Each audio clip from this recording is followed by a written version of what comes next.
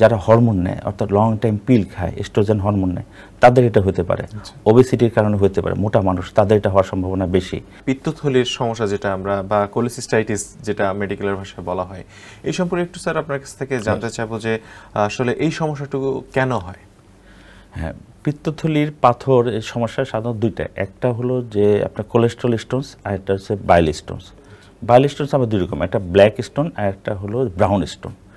তো ব্ল্যাক স্টোনটা সাধারণত দেখা যায় যে হিমোলাইসিস কোনো কারণে যদি তার কনজেনিটালি কোনো কারণে তার যদি রক্ত ভেঙে যায় তাহলে এটা দেখা যায়। আর যেটা ব্রাউন স্টোন সাধারণত পিত্তথলিতে কোথাও অবস্ট্রাকশন হলে অথবা ইনফেকশন হলে দেখা যায়।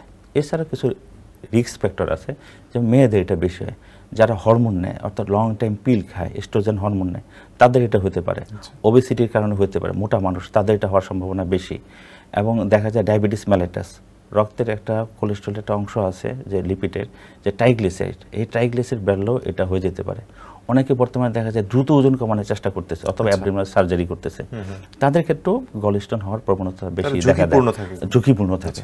এবং দেখা যায় খাদ্যনালী আইলিয়ামে যদি কোনো রকম সমস্যা, ডাইস্টাল আইলিয়ামের সমস্যা থাকে, আচ্ছা, অথবা খাদ্যনালী ডিস্টাল আইলিয়ামে যদি কোনো সমস্যা থাকে বা ওখানে কোনো রিসেকশন বা সার্জারি করা হয়, তাহলেও এই পাথর হওয়ার সম্ভাবনাগুলো বেশি থাকে। স্যার, পাকস্থলীর ক্যান্সার এই সম্পর্কে স্যার একটু আমাদের বলবেন যে গ্যাস্ট্রাইটিস থেকে আসলে পাকস্থলীর ক্যান্সার হওয়ার আশঙ্কা কতটুকু থাকে?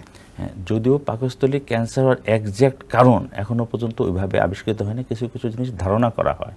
ধারণা করা হলো যে আপনার গ্যাস্ট্রাইটিস হলো রিপিটেড ইরিটেশন যদি হয়, ইরিটেশন হওয়ার ক্ষেত্রে বা অন্য কোনো সেল যদি এখানে বেড়ে ওঠে, তখনই কিন্তু সেই আলটিমেটলি ক্যান্সারের দিকে টার্ন নিতে পারে। এটা একটা জিনিস। আরেকটা হলো যে এটার মূল জিনিসটা যদি আমরা বলি, সাধারণত ডিএনএর এটা অল্টারেশন হয়ে যায়। কিছু কিছু যদি প্রভোকেটিং ফ্যাক্টর আছে, যে আগে যেসব কারণে গ্যাস্ট্রাইটিসের কারণগুলো আছে এগুলো যেমন আছে, তেমনই কিছু জিনের চেঞ্জ হয়ে যায়। যেমন কিছু আছে ক্যাগ এ আছে, তারপর ভ্যাক এ, এগুলো সাধারণত একটা ক্যান্সার প্রভোকেটিং জিন, যেটা ক্যান্সার প্রভোকেশন করে তাকে ক্যান্সারের দিকে টার্ন নিয়ে যায়। অনেক সময় চিকিৎসকদের দেখা যায় যে যে কোনো রোগীকে ওষুধ লেখার সাথে সাথে একটি গ্যাসের ওষুধ প্রায় সময় লিখে দেয়। আমরা এই বিষয়টা অনেক সময় দেখি, এটা আসলে কি কারণে?